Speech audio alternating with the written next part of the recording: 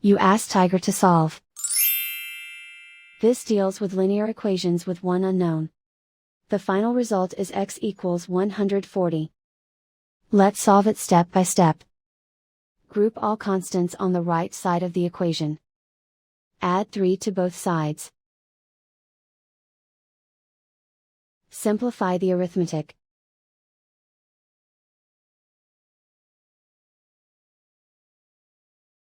Isolate the x.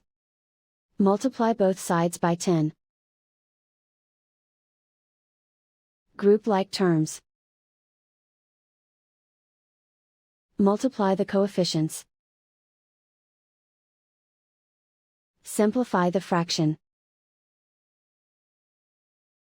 Simplify the arithmetic. And so the final result is x equals 140.